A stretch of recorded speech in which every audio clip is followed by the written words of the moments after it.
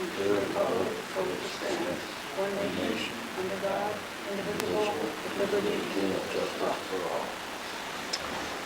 All right, Bridget, can you do roll call?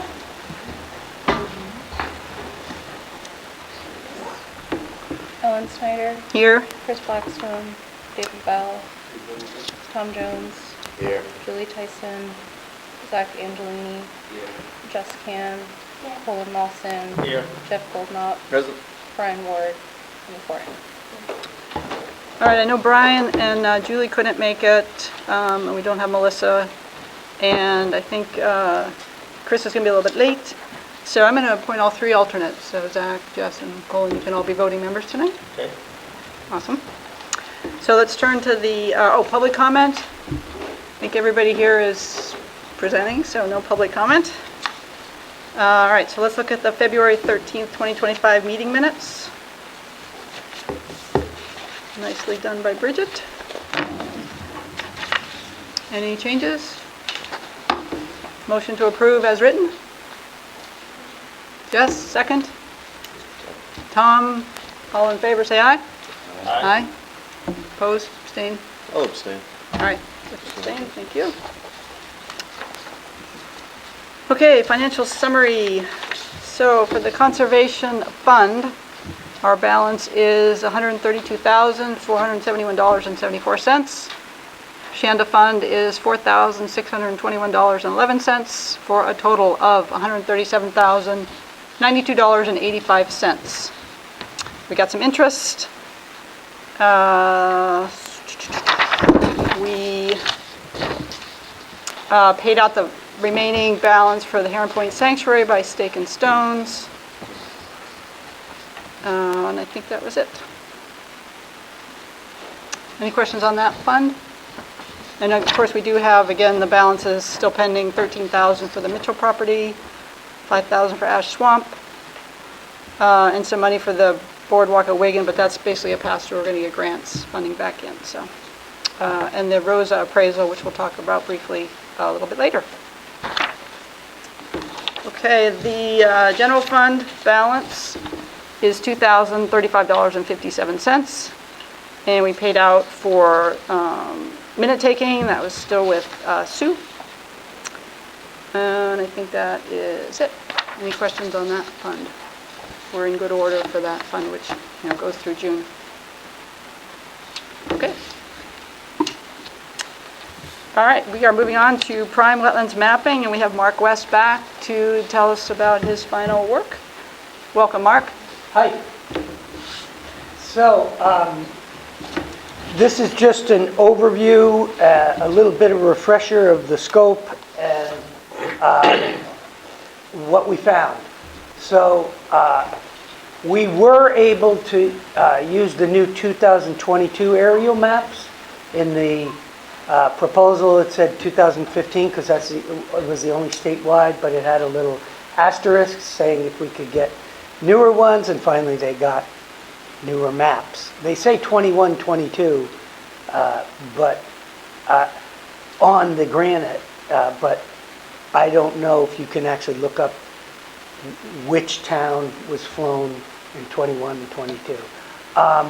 The LiDAR is 2019, and we're mapping based on the current boundaries from 2001, and includes 17 wetlands totaling 888.6 acres. We prepared the maps. We conducted the field surveys. We are preparing a final report, and I guess we're going to do a field workshop in one of the wetlands. Sometime. So the LiDAR is way more accurate. The goal was to remove upland areas within previously mapped wetlands, because an upland cannot be a prime wetland, has to be a wetland first. We're expanding wetlands in areas where similar portions of wetlands were not included, and we're not expanding up into fingers that weren't part of the original prime wetland. And a quick side, the DES in some of their updating of the prime wetland regulations have made it more feasible or a little less difficult to update the prime wetland boundaries.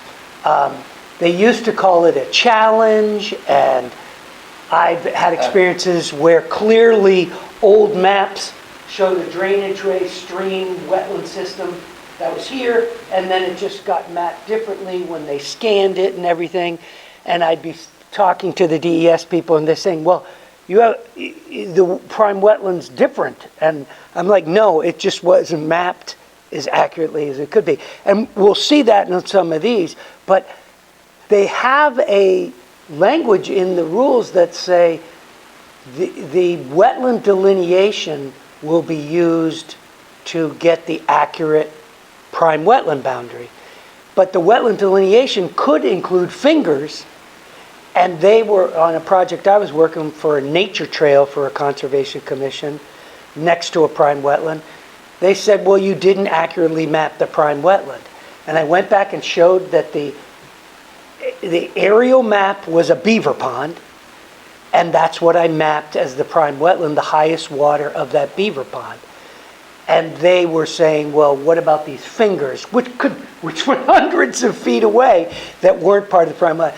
Eventually, the staff at the DES said they accepted my thing, but I think we need to talk to them about, because you haven't run into this a lot, I think, of actual delineations of prime wetlands. And the goal of the wetland scientist is to recreate what was mapped as accurately as possible, not some new wetland that they delineated. So that was a little rant on that, but I'm okay. I think Jeff might have a question. I have a couple of questions on that, if that's okay, at this point. Because I've seen it treated different ways in town here, where some wetland scientists have said, well, it's the literal edge on the map, and it should be traced off the map, and they won't delineate anything. And then I've seen like what you said, where another wetland scientist will map the edge of the wetland, which will be all over the place, and call the entire wetland the prime wetland. So if a project is going to be developed, should we be seeing two lines, like an edge of wetland and an edge of prime wetland? What's If the there are determining two factor? lines, if there are fingers that were not designated as part of the original wetland, then what I do when I do these is I use LiDAR and aerial photo, and I go back and forth and check one, then the other, and make sure they cross-reference. So really, there's also been consultants who said that the new regulations passed in 2012, where it said if it narrows more than 50 feet, it has to be chopped off. And all of that, and there's consultants that saying, well, that's apply, and now there's not I can get rid of the prime wetland here and the buffer here, but that's not the way it's supposed to be done. And they have gotten away with eliminating pieces of prime wetland by using a law that did not retroactively govern towns that designated the prime wetlands back when they did. So the standards we use to do your town's wetlands is how they were mapped, even if there were pieces, and you're going to see those pieces. But now that they're all designated, you can't go back and retroactively make them disappear. So if you have a big wetland, right, and then someone's going to do a development, and they hire a wetland scientist to go out there, and they delineate the edge of the wetland, and are they looking for different characteristics? Say, they're like, well, this edge of the wetland is not quite the edge of the prime wetland. It's 50 feet out into the wetland. It's two different things, in my opinion. It's a on-the-ground wetland delineation that is different than a prime wetland map.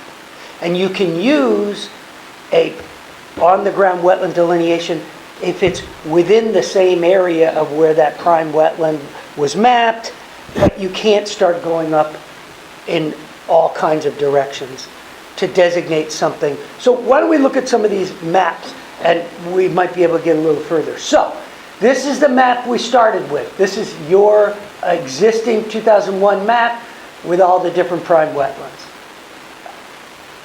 Here's an example of I wonder if I have my, oh, do I have a pointer here? Oh, yeah, I do. Okay. It looks like a fly. So you can see here, see this slope and this higher ground? You can see all of that was mapped, and it's actually over here. And this wasn't mapped, and it's a wetland. So say somebody comes in and does a development in this area, right? And say they're delineating wetland, and they found that this part of the wetland was a little bit bigger here, or maybe it was a little bigger here. But if it goes up a ditch and then goes way up here, and you all of a sudden say, oh, that's the prime wetland, clearly it's not. It's not the system that was mapped for protection. So, but like, if they are delineating the line you show, the edge of that part of that wetland, it's the limit of the wetland, and it wouldn't be like 30 feet, say, between the edge of the wetland. And Not the edge if of the it's at prime the wetland. same elevation and directly connected and at a similar Yeah, elevation. It's like the same. But a wetland delineation is different than what we did here. This is a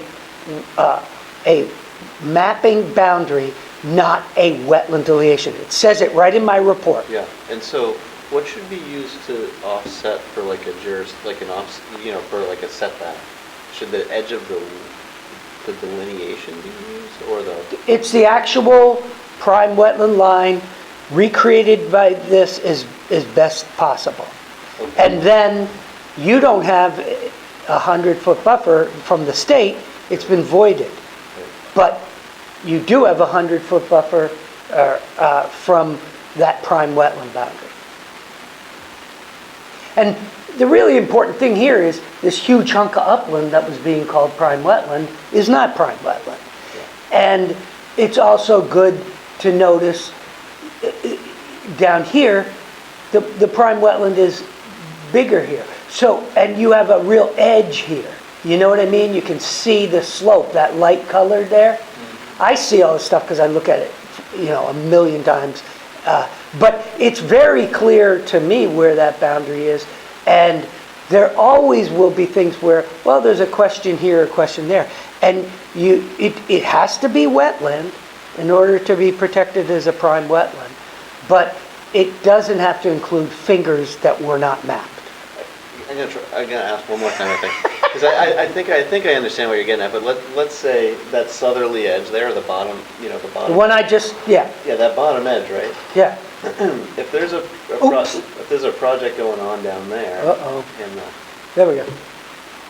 the map shows the red line. I know it's going to be far more accurate now because you got way better data than we had back then.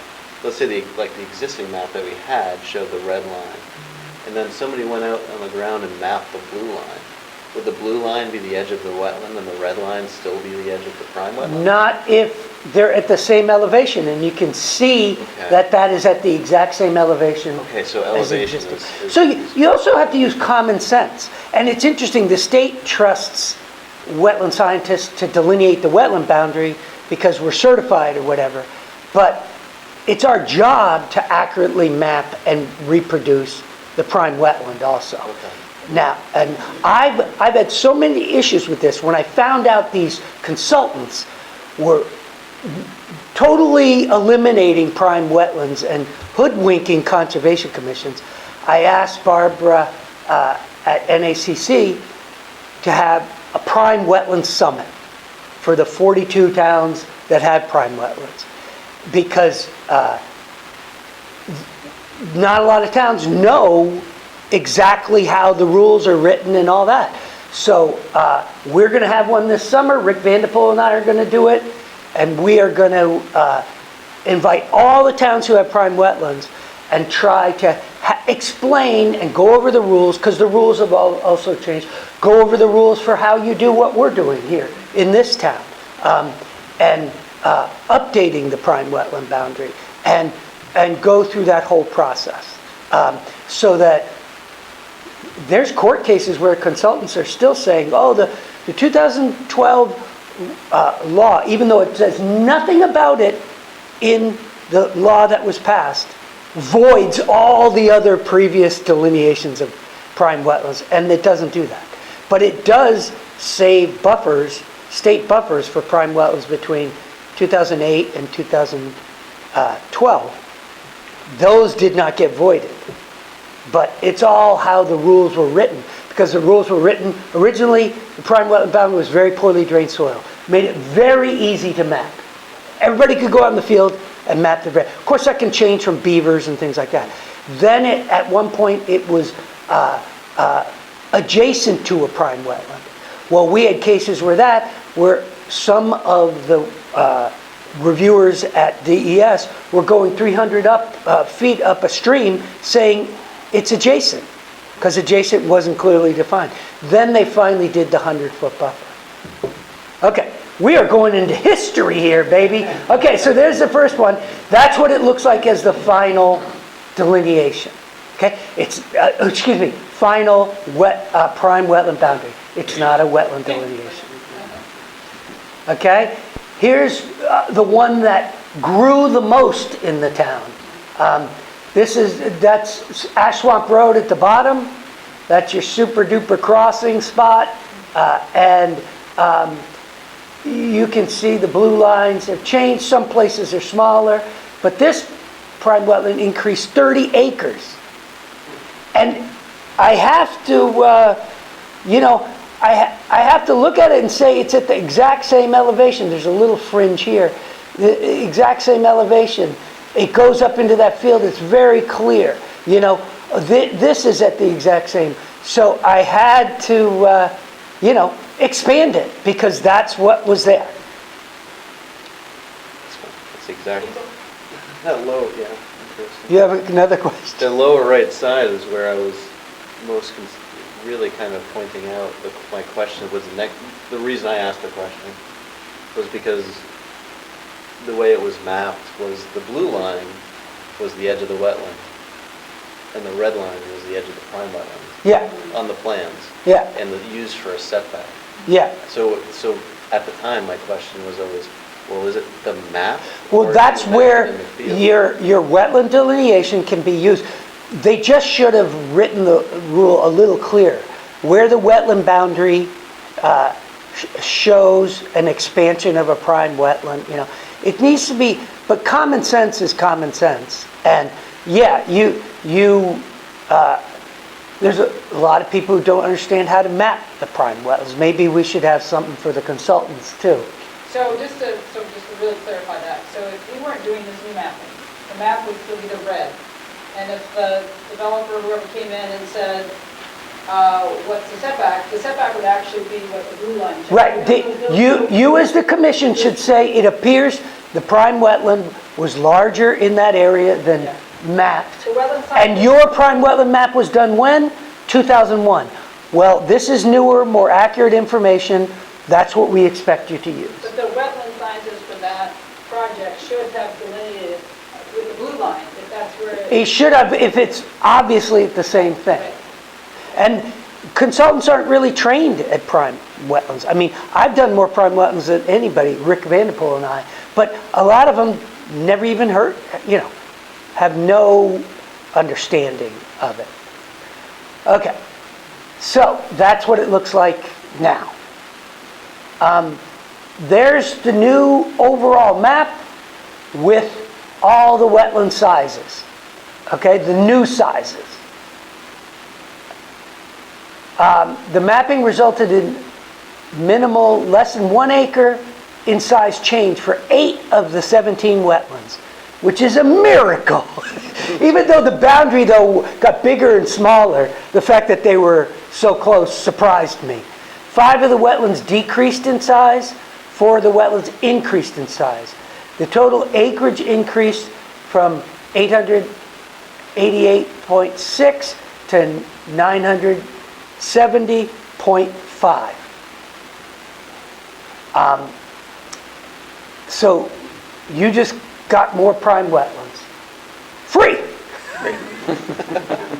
And I mean, people who come, a landowner who says, well, you're making, this is more accurately mapping And that's what the DES wants us to do. So Tuttle Swamp increased by 25 acres, and that one I just showed you, SE01, was changed the most. Just a comment, I've had some towns, when we did the prime wetland designation, use names of wetlands because it sort of maybe gets people in the town thinking more about the wetland. Oh, you know, so SE01 is not the same as, you know, Ash Swamp Road North or whatever. Or you have the Piscassic River. You have a lower Piscassic River, you have a middle Piscassic River, and an upper Piscassic River. You have Follett's Brook prime wetland.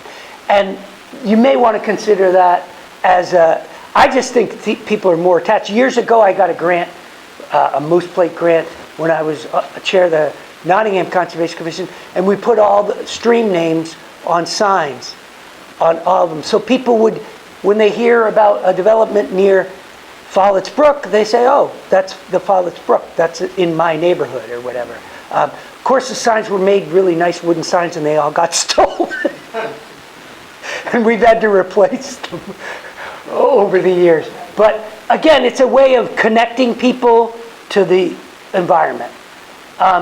This is a picture of SW02 on the other side from that SEO1, where the beavers have been messing around, and it's interesting because that is what's creating the turtle issues and the turtle crossing, but it also creates habitat. There was like a kingfisher hunting there, and you know, it increases habitat diversity, but it can create drainage problems for your roads.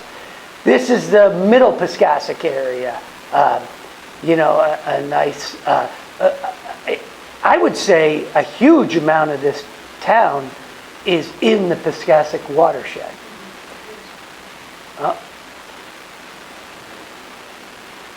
Oh, I guess that's all I had. Ellen said to keep it relatively short.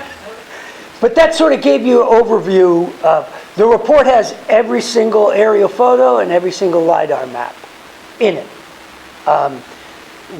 We have all the digital boundaries.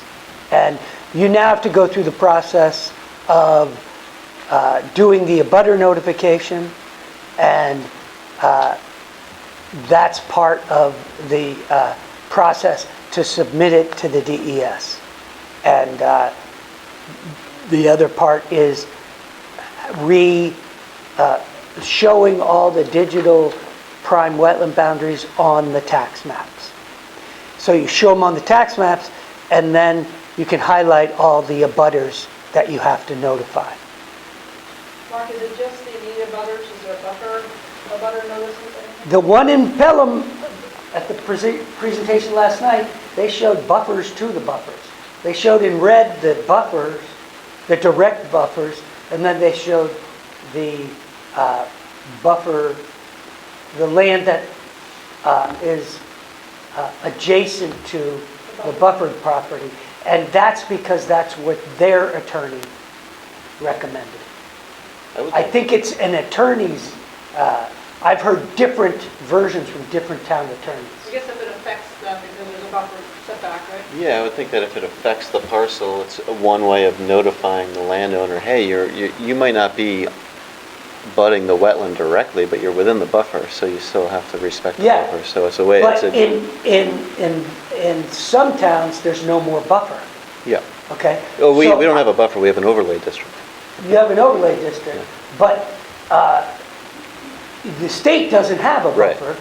so you could use your 100-foot buffer because that's the buffer to the new prime wetland, and you could use that 100-foot buffer as if that extends on to an abutter's property, then you have to notify. Yeah, I would think you're that's what I would think. legal enough doing that, but I promised Ellen to send that other attorney's email explaining his interpretation. And The DES is doing all this to cover themselves from dealing with lawsuits and things like that, people complaining that they were taking their land or doing this, that, or the other. So, and some of these consultants are willing to try to go to court. Has there ever been a case where someone tried to use this to their advantage after you shrink it? Like, you saw my project 3 years ago and you denied it because I was in a prime wetland buffer. And now the new map says I'm no longer even in a prime wetland buffer. Well, yeah, you all have that buffer, the state. No, I know. doesn't. Has anyone ever come back and taken action against a town saying they missed out on 6 lots in their subdivision because it was... I haven't heard in a that buffer? before. Interesting. That's like people, all of a sudden, when they find new habitat for turtles or whatever, they all of a sudden say, it's your fault now that they changed that habitat. Because in Massachusetts, they have a habitat boundary, and you could have a development that 3 years later, they move the habitat line, and now you can't do as much there. Yeah. So, I don't think you can retroactively, Yeah. if something's already there, it's there. Yeah. No, I mean the other direction. Yeah. You do your questions, you think you're clear? Yeah, no, definitely. Yeah. That's what I interpreted the same way that you explained it. Yeah. But, And you can see on that example that LiDAR is accurate enough to answer those questions. And now you're going to have more accurate boundaries, and you're going to be able to have more confidence in them. yeah, that LiDAR is a fantastic resource. I mean, you can see the stone walls. Yeah. So, Yeah. yeah, it's incredible. Any other questions for Any me? other questions for Mark? Anybody? Great, Mark, good work. This is my last presentation. Yeah. We keep having your back when you get cleared so much. Thank you. Thank you, Mark. Thank you, Mark.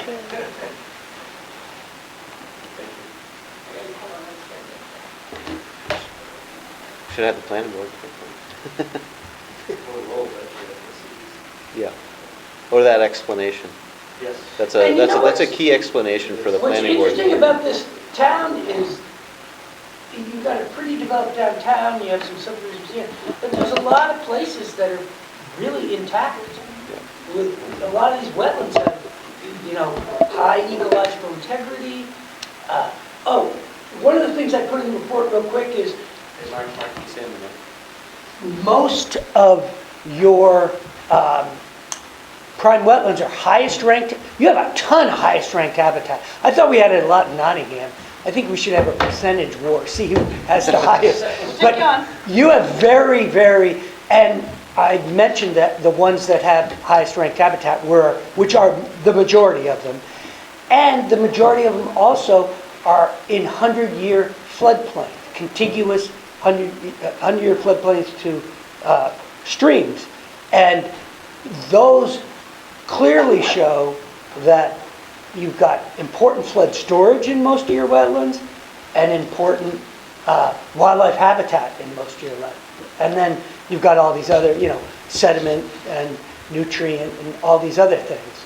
But it's phenomenal how many of these wetlands are, the whole wetland is highest ranked habitat. You go to other towns, out towards Keene and stuff, they got maybe 5% of their town.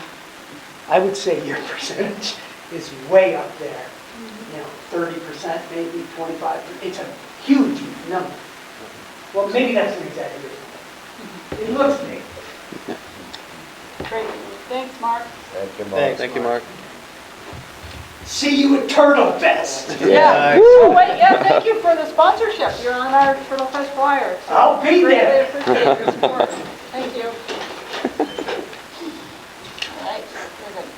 Okay, next up is master plan with Kyle from SRPC and Art. I don't know how I followed that. I know, well, yeah. Hello, our plan director. Yes, so I have Kyle Pimentel here from SRPC. In front of you is a draft of the land and water conservation and also downtown riverfront We can go through both of these tonight. Just a little background. It was 2 months ago we were here to get your initial comments on the land and water conservation. So basically it's the open space chapter and the 2020 water use resource chapter. We are merging them together. And in this land and water conservation chapter under the new master plan. And basically what you'll see is in the first 6 pages, it just goes over the themes.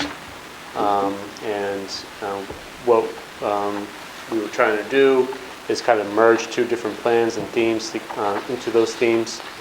And so what you have in front of you is that product. And then in the appendices, which is not fully developed, you'll have the 2020 chapter, water resource chapter, and the open space. So everything's going to link back to that through that narrative. And then eventually we'll provide you a kind of a final draft, and the online version will be linked. So as you're interacting with it, you press on the link, then maybe it jumps to an appendice or something, a certain section. So that's to be developed. But right now, what we want to go through is just each thematic, each theme, and then the goals, the main goals. So part of it too is an implementation chapter, and the way that is going to be developed is we have those main goals that you find in your document in front of you. And then there's going to be sub goals to achieve those main objectives. And then there'll be how do we do it, who's responsible, where's the money, how much will it cost, funding sources and whatnot. So to be filled out a little later. So I think for tonight's purposes, we'll just go through each theme.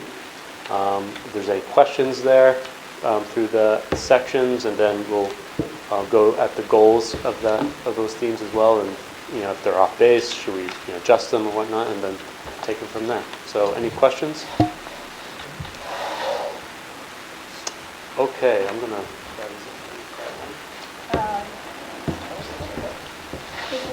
Yeah, that's the riverfront. Do theirs have? Everyone get one? Okay. Olé.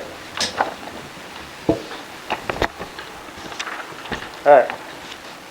So let's start with vibrancy. I'll just take a quick minute to look it over, and then start making comments.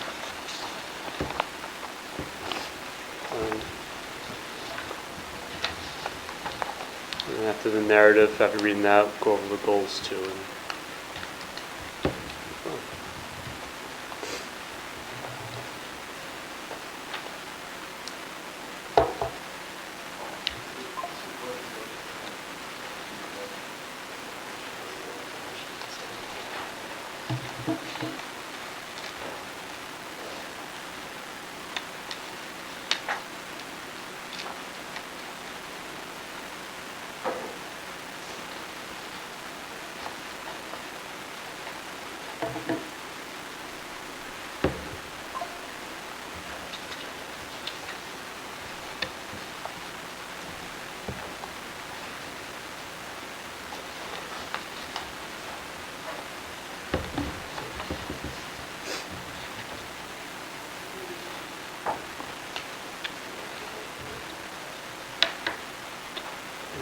just want to mention here the vibrancy. So if you were to go to page,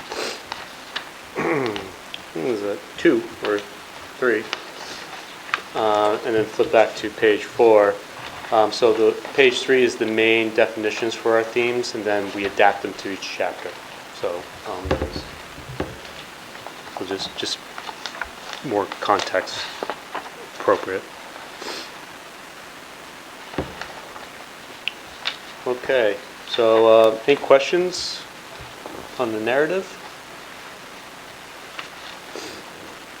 I've just like a broader question. I think the narrative sounds great. The sub goals that you were talking about. So is that like a next step, or what's like the timing for like seeing what implementation Yeah, so that'll be the next step. These main goals, we'll have some sub-goals, and we'll bring that back for you. I think we had all that, I don't think we had all that filled out yet, right? We don't. Yeah. This is scheduled to be in part of the master plan subcommittee on the April 9th. But we can recirculate it. So you think it's starting out, because we did that for the open space plan, we have, Right, so what we were anticipating is that, Yeah, just go over here. so the goals for each of these, a lot of this was reviewed at the meeting in January. And so both the 2020 Water Resources chapter and the 2024 Open Space chapter, they have the recommendations already built out. What we need to do is take those recommendations and fit them into these goals. So it's really going to just be taking what's existing and matching this up.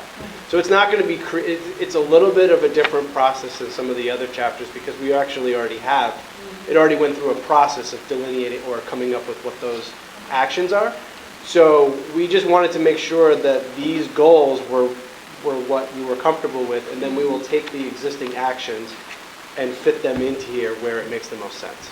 So that's the next step that we need to take, and it's really more of an organizational exercise than anything else. If you look at the riverfront chapter, I was going to say, I yeah, think it's in there. yeah. At the end, should be in there. If not, then it's circulated. So, yeah, I'm assuming all these goals are broad enough to include, I'm sorry, I'm assuming all these goals, they appear to be broad enough to accommodate everything. And so I'm assuming that these goals do accommodate all the action items that they should. And it looks, I assume that's true, correct? Yeah, Yeah. like Kyle said, we're just kind of merging what's already been Right. written. So just, I was looking for it because that was for the riverfront chapter, because that's a new chapter, there wasn't one before. Right. There's already, we've done the implementation spreadsheet for that. Correct. We don't have it tonight, but, so there is an example. There is an developed for example, some of the yes. other chapters. Yeah, we've done one for housing, riverfront, and then transportation as well.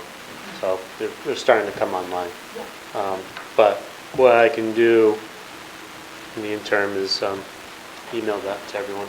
Yeah. And then we can talk about it, maybe finalize it at the next meeting as it's going, the document itself is going to the subcommittee. Yeah, that'd be great. Okay, so April will, okay, yeah. Thank you. Sorry, just like the follow-up question to that, is that one, like a few meetings ago, we talked about like the pros and cons of different ways to connect downtown to Heron Point. Mm-hmm. Is that the point where there would be like some decisions Yep. made on how that would look? Exactly, so if we go to the connectivity section, under connectivity, number 2 is expand trail networks, throughout trails, interconnect between, natural and built assets. So the idea then is you have that goal, then how do we get to that goal? And we fill it out, it's like, how do we achieve that? Yep. Cool, thank you. Yeah, and it's in the riverfront chapter, it talks about that. Yeah. The Heron Point access too, and I think the implementation guide Yep. for this chapter, for the riverfront, it has it in there, and it's discussed in here. I actually already reviewed this riverfront, and I made a comment, because we did discuss at our last meeting, the meeting before, where we didn't really like the bridge idea, and so I thought that should be reflected in this chapter, so I made a comment on that. But You so did when or you read didn't? through this, you'll see, we're mentioning here quite a bit in the riverfront too, so it's good if you can read through it and make little comments on this as well. Did you say you did or did not like the bridge? We kind of, the consensus, I think, on the entire board was we don't like the idea of a bridge, and I wrote in there the reasons that we came up with, which I think are in our minutes, but Okay. there were a lot of reasons why the bridge was, am I remembering that correctly? And I thought there seemed to be like good consensus around northern- what was it called? The northern, going along Bay Road? Yeah, like, Somehow. boardwalk situation. Gotcha, yeah, Yeah. can review that. Any questions on the goals? If not, we can move on to connectivity. That page.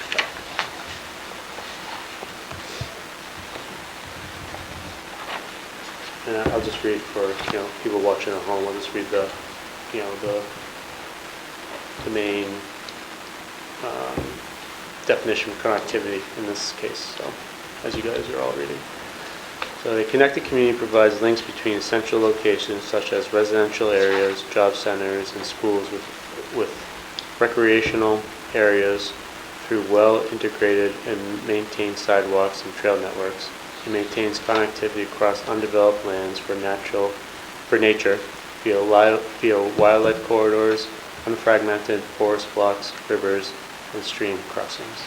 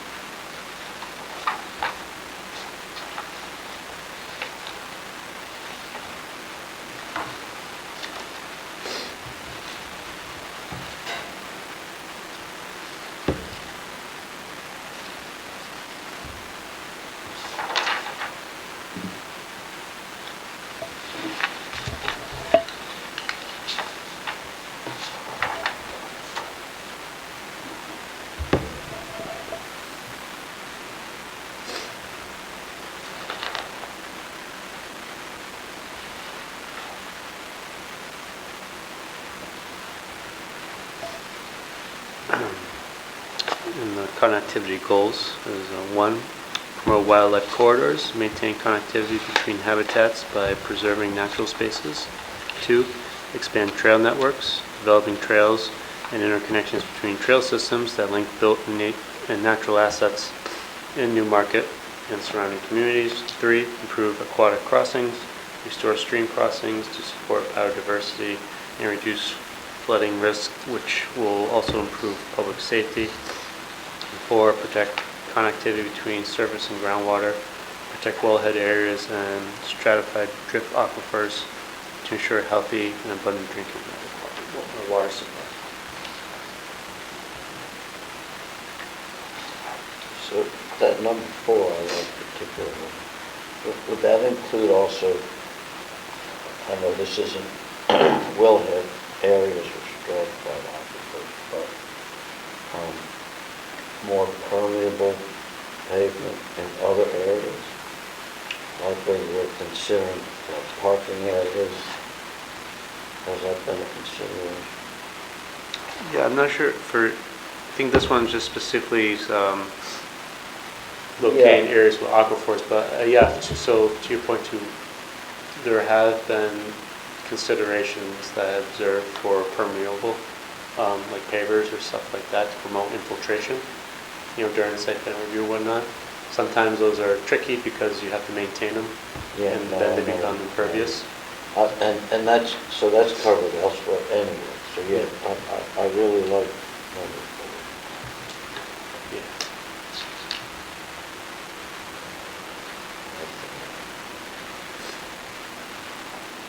But usually you get it done, through more vegetation, so. Any questions? No? Okay. Move on to 5, accessibility. The accessible community provides recreational and open spaces such as parks, conservation lands, and waterways. They're designed to be inclusive, welcoming, and available to people of all abilities.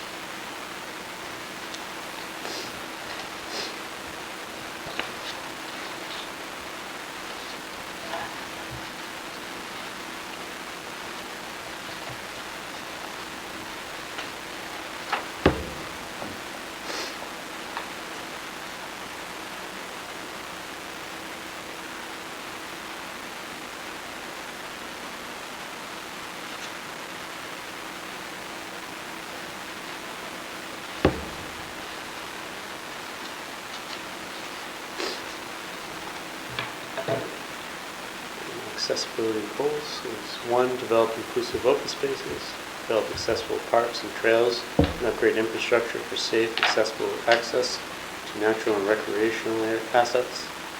2, enhance water resource education, promote outreach and information about conservation, environmental stewardship, and water quality. And 3, increase access to waterways, improve infrastructure for recreational use that is accessible.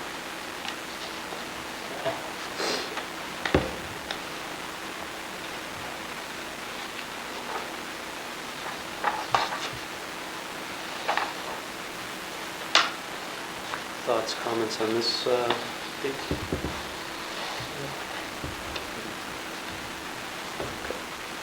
So I've been to, like, is number 3 intended to, like, help improve parking situations around areas, like, as part of accessibility, like, if I think about the Piscassic launch, it's usually overwhelmed with, you know, cars trying to park there to access the boat launch. So I didn't know if accessibility, it kind of says that improving, promoting access to public waterways. Mm-hmm. So I was just trying to tie that specific, I don't know if we're trying to tie that specific location to, would that be number 3? I think so.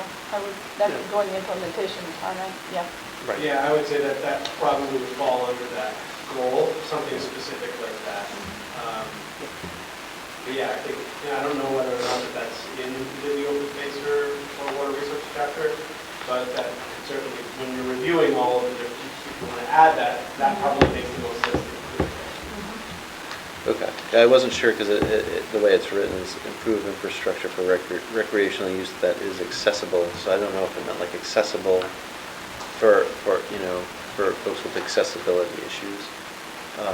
Or if it's, oh, okay. I think it could be both. So I think, you know, when we're saying infrastructure, that could be parking, that could be a walkway, that could be, you know, a number of different things. So long, I think what the overall goal is that, you know, where it makes the most sense to allow people to have access to, you know, the river, Piscassic, wherever. So I think it could be, I think it could be both in that scenario.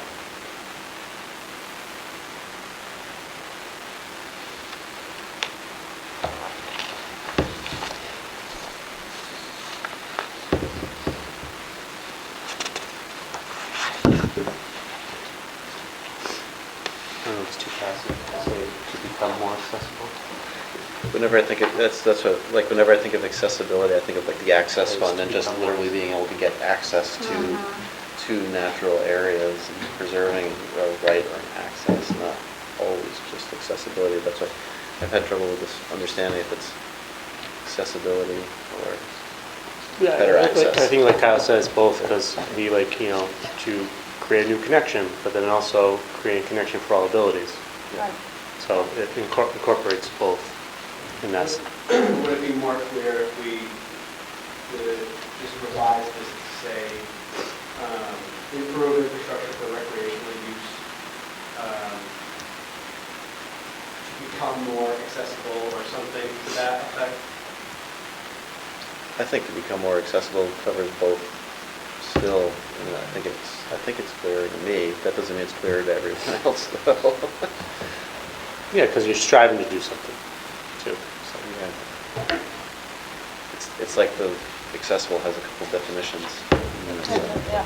And in that context, it's hard to tell which yeah, definition. well, and then you guys circle back to the definition up top, which I think incorporates, I think, what we're both.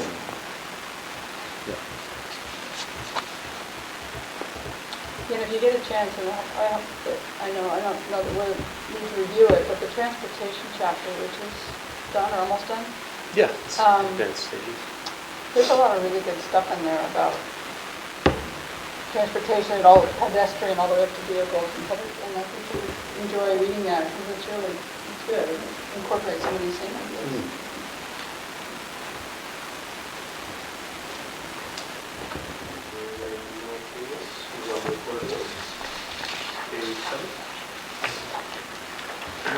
Portability is defined as An affordable community is one where residents have access to housing and economic opportunities based on sustainable development patterns and practices that allow growth while preserving natural resources and infrastructure that benefit all residents. How does everybody feel about that? Before we move on to the whole, kind of want to pause here. There was some discussion about combining two, do you keep them separate, accessibility and affordability? Yeah, I think what we'll do is maybe keep them under, but we'll just break them up into sections. So it'll be one section, but it'll be like subsection. One's affordability, one's accessibility.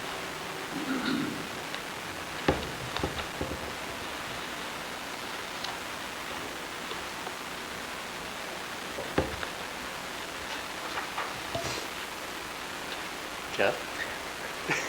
I honestly don't think that building more houses is going to make everything cheaper. I think, economic changes broader are going to make things cheaper. But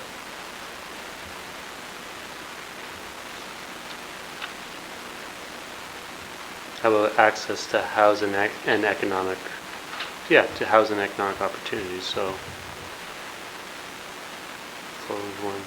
Because you have access, that means, hopefully they can afford it. It's something we're striving towards. And maybe you just disagree with the premise that having access. Well, I'm trying to the thing tie is, it to there isn't conservation. even access where you can afford it or not. And that might, is that an issue separate from affordability? I mean, seems to be a shortage of availability, period. Mhm. So if it's land conservation chapter and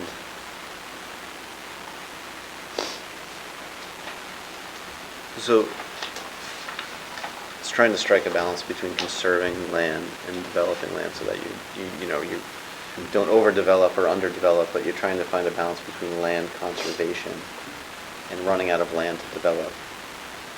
Or in utilizing. Which would limit the number of houses you could build. Or utilizing your land more too, that you already have developed, which is already disturbed. Yeah, I don't think this is necessarily saying we're going to develop lots of our new remaining open space Right. necessarily. No, that's not what Yeah. I'm just trying to tie land conservation to affordability, and it Mhm. seems like well, it seems like one or the other. So maybe it's more providing a space, more a place where people can go that's affordable. You don't need money to I mean, go I to might our think of, conservation. I might think about the land I want to conserve is too expensive for me to buy it to conserve it, so I can't. You know what I mean? Yeah. Affordability of the land to conserve or affordability of the house. You know, that's where I kind of run into a roadblock in my mind as to like I'm not saying it's bad or incorrect. It's just a different way of thinking about affordability within conservation. And I think about it as the affordability of the land you're trying to conserve, your ability to conserve land because it's too expensive because it's developable or something. When I think of affordability and conservation, I don't necessarily gravitate towards modifying the way you conserve land to make housing cheaper. Or again, that's just my perspective.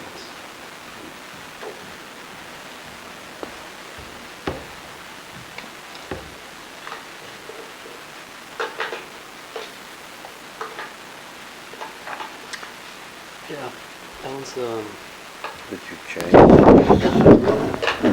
Remove it? No, I think a lot of the stuff in here is good. There does need to be a balance. There does need to be room for growth. It seems to be development here. Should develop in these ways.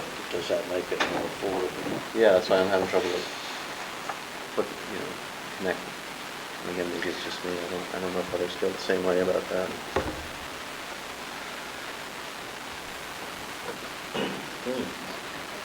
Hard to solve the affordability issue, no matter what we do, I think. whether it's for conservation or development or housing. It's a pretty global problem, right? So, and we're in a pretty expensive area, so I'm not sure we can necessarily solve it except to strive to, protect open space that benefits really everybody and doing the best we can with development practices.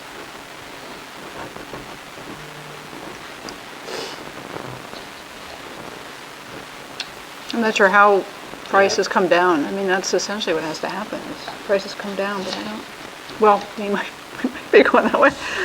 Right, I think that's where I'm running into my issues. Like, it's like, so are we saying we want to limit land conservation to the point where we leave enough land? Obviously, we're saying we want to do it in a smart way to protect natural resources. But if the goal is affordability, are they intertwined? You know what I mean? Are they intertwined? Is it, if we need a 150-foot buffer around the river to protect it, like, and that's that, we need a 150-foot buffer, or actually, wait a minute, we should do 50 here so we could, preserve this buildable lot. You know what I mean? Like, Right.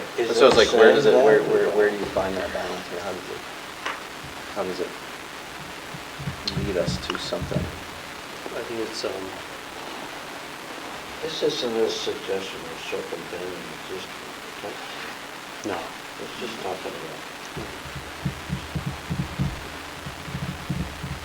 It's just important how It things are interconnected. like, we would use this as a guide, right, in the planning board to create perhaps regulations, right?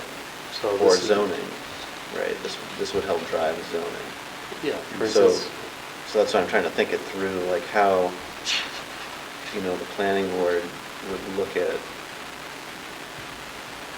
you know what I mean? How would we view and use this in the planning board to help drive zoning? Do you say, well, we know that's close to the river or a natural resource.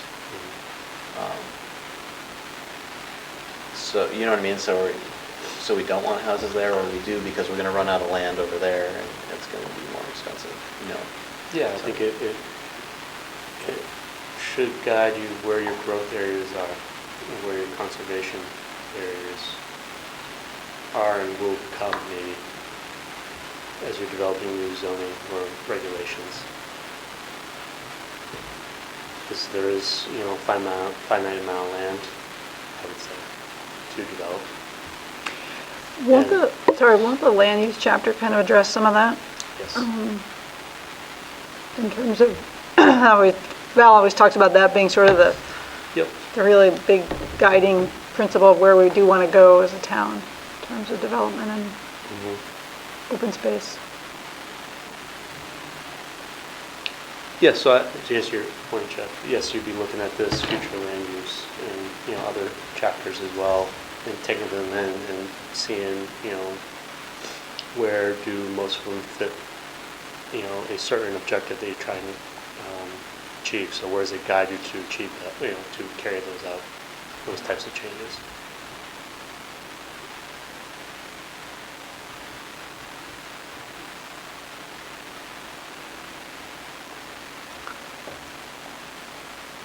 If you want to, you can always submit some ideas, Jeff, for language, right? And Yeah, I was just trying to understand Yeah, yeah, how it's no. really tied. When I think of affordability, I don't really think of land conservation that much. Like the goals of land conservation beside, as far as making housing more affordable. But that's, yeah. Yeah. And I might be sitting on around. It's like, would affordability be built into like some other section of this master plan? Like, does it even need to be, I guess, in land and water conservation chapter? yeah, I guess the one thing that I think, It's I part of the understand what open you're saying, space. Jeff, but I think there's a benefit to having it here because there's a pretty strong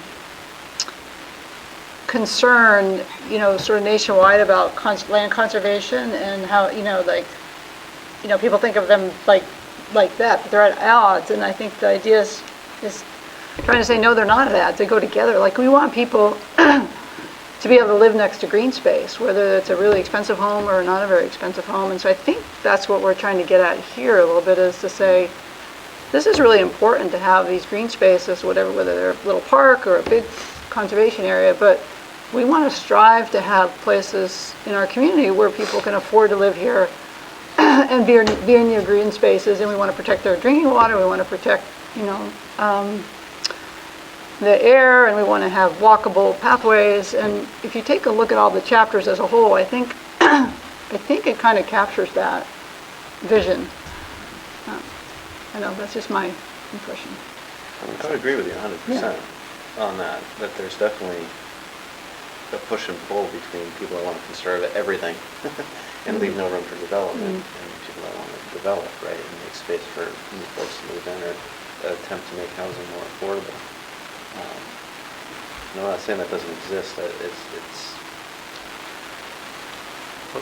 Also, like when you're developing too, let's say you're developing more open space where that's free to access. So you're providing maybe some more density in areas where it's appropriate. Within those those types of developments, you have you create more access to these opportunities to recreate in the open space. So that's where the natural open space section of it comes into it.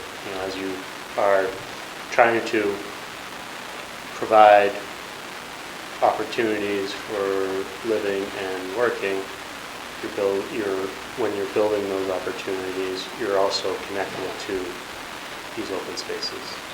What if we looked at it the other way? Is it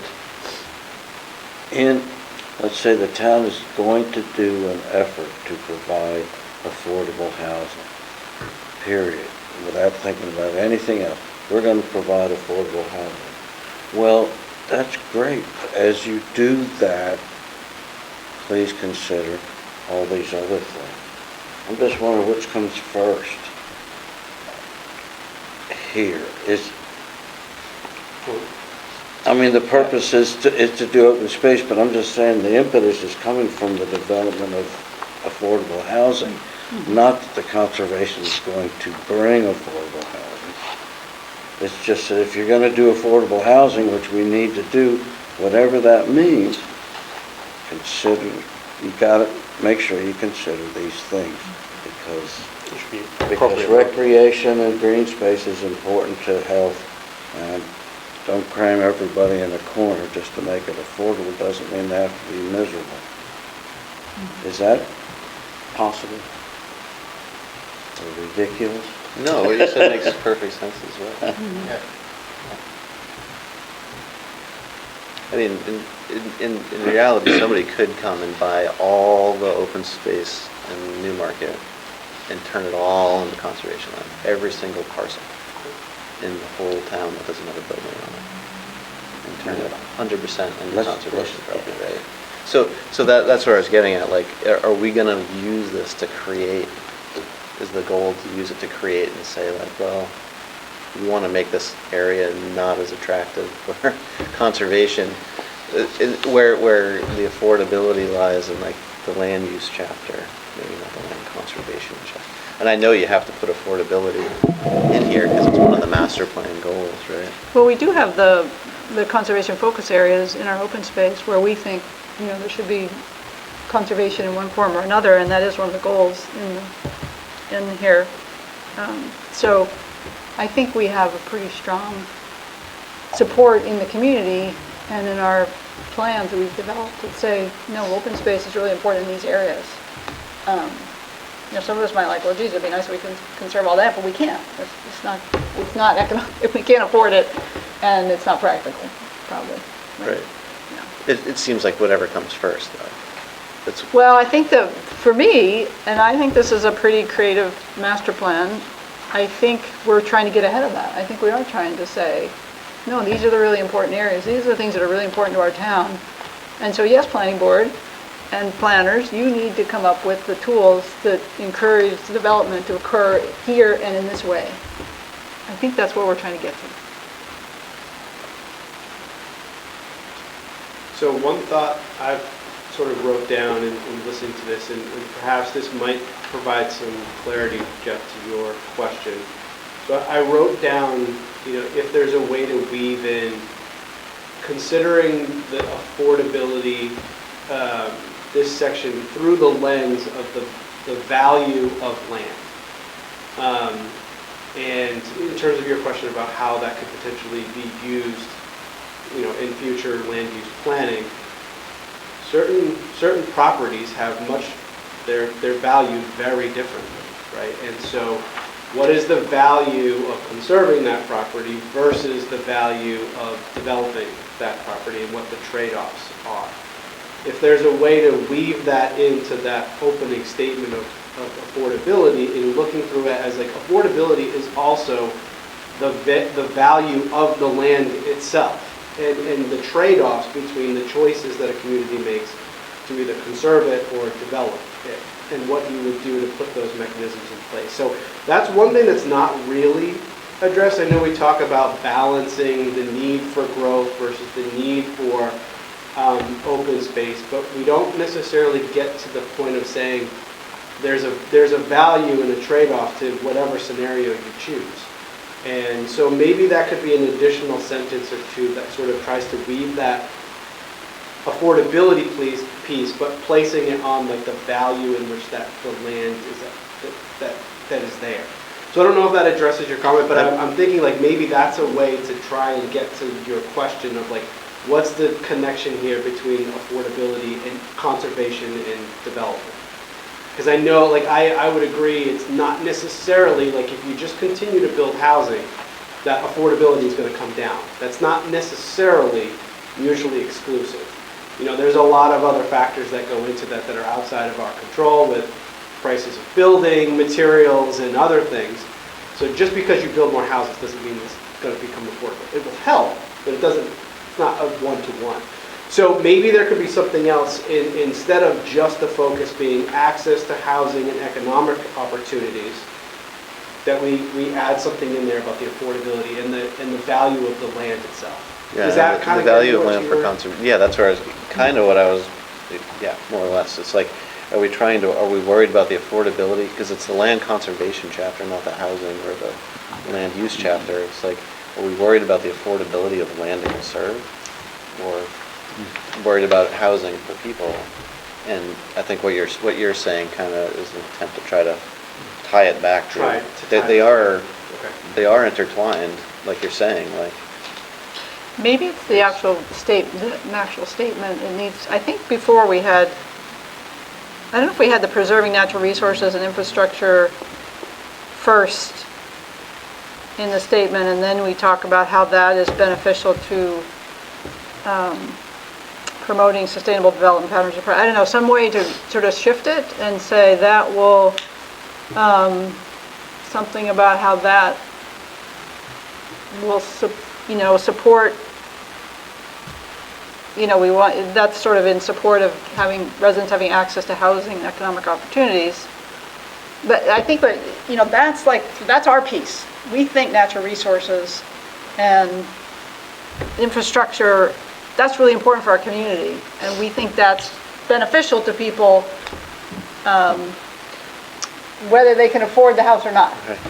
I guess You could almost look at it as the balance affords a better lifestyle for people, a healthier living space. Yeah, does that make sense? Sort of turn it around a little bit, just sort of say how important this is to housing and economic opportunity.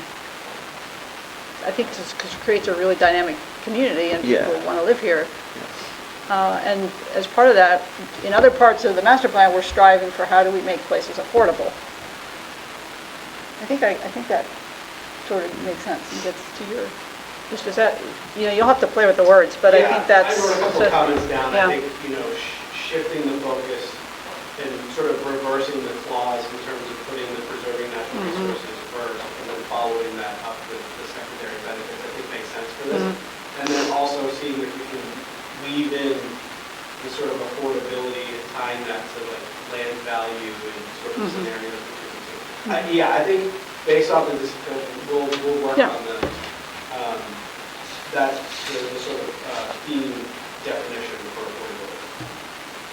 Thank you, sorry, I'm like a little long-winded on that one. No, that's good. I think it's helpful. It's good. Anybody good on that one?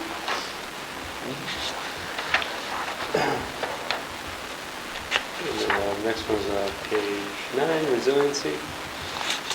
Resilient community works collaboratively with regional partners and neighboring communities to build sustainable infrastructure, maintain healthy ecosystems, protect air and water quality, all to withstand and recover from the shared challenges of changing environmental conditions.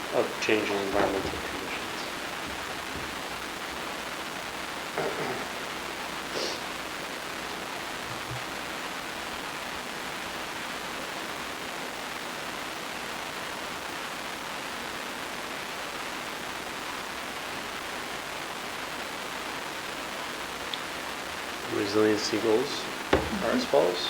Develop and implement climate strategies, develop regular assessments, of community vulnerability to aid in future planning and investments. 2, preserve wetlands and floodplains, develop plans and actions to protect these natural areas to enhance ecological resilience and mitigate flood risk.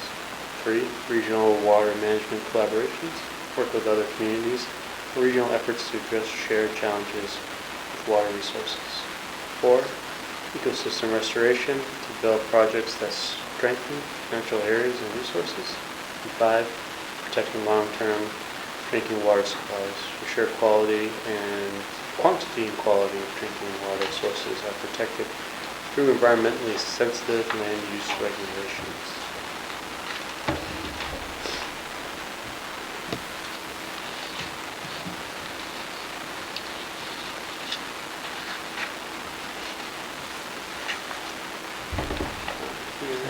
I like that. I think it's 3:12. I think it's correct. I wouldn't make changes to it. Sounds good.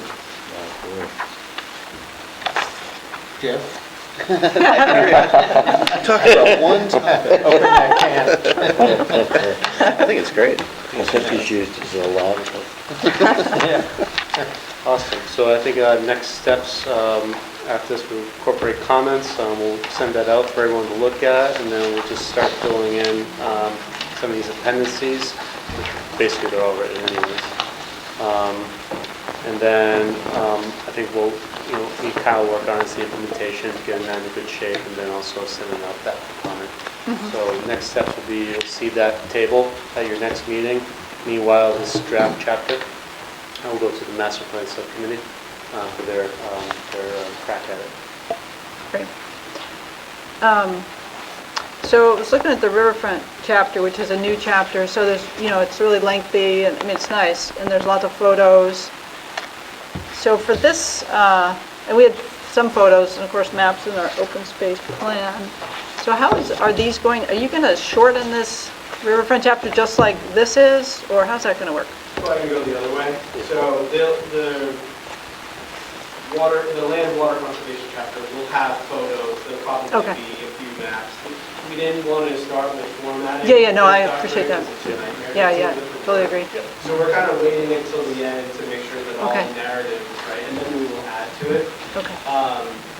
The riverfront is largely being driven by Liz Durfee, is the one that's kind of been working on that. So I haven't spoken with her in terms of if she's thinking that it will get pared down. I know it's a little bit further along, so she wanted more visuals as part of that. There will likely be, this chapter will likely grow in length just because of the photos and maps that we sort of include in it, but we're going to try and keep it, the intent is to keep these concise because there's a whole back end to this for the appendices that can have more information. So it's likely that this will get a little bit longer. It's possible that we're going to write this a little shorter, but that's really more than this is. Okay. And if you need photos, you'll let us know in case there's some photos I would people might say have. I would ask right now, if you've got something that's a great photo, that would be great for this chapter. Something of the Lamprey River, either the title portion or whatever. If you've got great photos, please share. The other thing that I guess I would just mention as you look through this, is what we really, so this has been through a couple of different versions, and thank you to Ellen for providing a ton of comments on a couple of different drafts. The one thing that we've really tried to do is just make sure that the open space and the water resources chapter are adequately covered together, and there's not one that dominates the other. We wanted to have a blend between the two. I think the first, version of this, it was really land heavy, and we needed more on drinking water, and we needed more on, floodplain storage and wetlands, and I think that this next version has covered that. But that's one thing, as you read through this, is that we're looking for feedback on, is to make sure that there's a balance between water, the water resources chapter and open space. So land and water, that's the whole intent. I think it's in a much better place now than it was the first round. But still, I think that, if folks have thoughts on this, like, hey, you're really missing whatever, let us know. I kind of wrote down if you could, and I think, Ellen, did I share a Word version with you, or is it just a PDF of the most recent? I had a Word version of this, yes. Okay. If folks can get us comments by next, or the 26th, would give us some time to get that incorporated into the draft for the master plan subcommittee. We're not meeting with them until April 9th, so we'll probably have materials to Bart and others that first week in April. So if folks have comments, it gives you sort of like 2 more weeks, if you want to submit your thoughts. Who should we send that to? Should it go through Ellen? How would you like to do that? I don't know, Ellen. I'm actually away. Why don't you send it to Bart? Send it to Bart. Great. So yeah, and just send those to Bart. Bart will forward those to the Planning Commission. We'll make those. And then, like Bart said, we're also going to start to take a crack at breaking up all of the different actions. The way that the implementation the matrix that is set up is it has those goals for each of the categories, and then there are sub-actions within that. It's going to be more of an organizational exercise of just taking those and matching them up with what the most relevant goal is. But I think because most of these are relatively broad in nature by design, we'll be able to put those specific actions in there. So, and if there's anything that you want to add, I wrote down if there is a specific need at the Piscasset River boat launch, like in terms of an improvement, if something comes to mind, this would be the time to make that change and get that. So just because all those actions have been done in the 2020 and the 2024 plan, if you've got something that you think makes sense for this is the time to do it. So keep that in mind, and we'll share that first draft of the implementation table as soon as it's pulled together. Okay. We just didn't want to move forward with that until we had kind of the thumbs up on the goals and the narrative. But now that it sounds like there's some minor things, but so long as this group is comfortable with that, we'll move forward with the implementation table. That's a huge project, a lot of work. Yeah, there are a lot No, of it's an actions understatement. in both of those chapters. I will say that the original water resources chapter that was from the early 2000s, I think was like 130 something pages that we got down to, I think, 50 or so. But yeah, there's probably like 30 or so actions in that, and I don't know exactly how many are in the open space. So we've probably got somewhere around 50 that we need to kind of mold into this. So it's going to be a little bit of work, but I think the framework is there. Thank you. Yep. Do people need the copy of the Word version of the Land and Water Conservation Plan again, or you think you have it in your email? Okay. And then do you want, if you go back, or I can resend it, the implementation plan that we did develop for the open space plan? Do you guys have that, or you want me to resend that out to you? Resend that. Resend that one? Yeah. Okay, so I thought. All right, if you have any photos, send those to Bart too. That would be great. Let's see, what else? That sound about it? Okay. Do you want to say anything about the riverfront chapter then, for what you want people to do with that? We can go over with that. I'm just trying to save the time. I don't know if that's right. Yeah, so it's kind of similar process, formatting. So this chapter was developed through also the design charrette.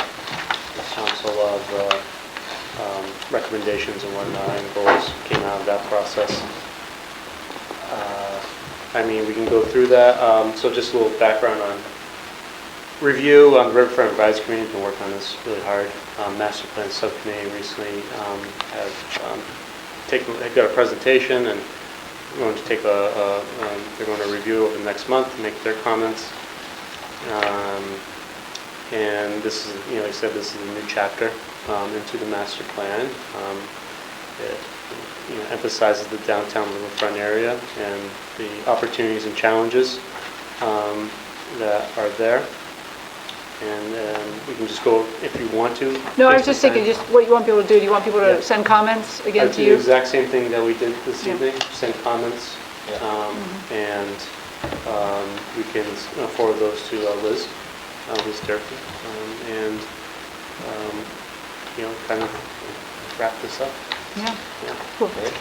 Ellen, do we have digital copies of all of these? Yes, I'll send it. You're going to send the Word version. He'll send the Word versions of those, so Okay, you can great. do that. Do you want to mention this parking study? Yes, I do.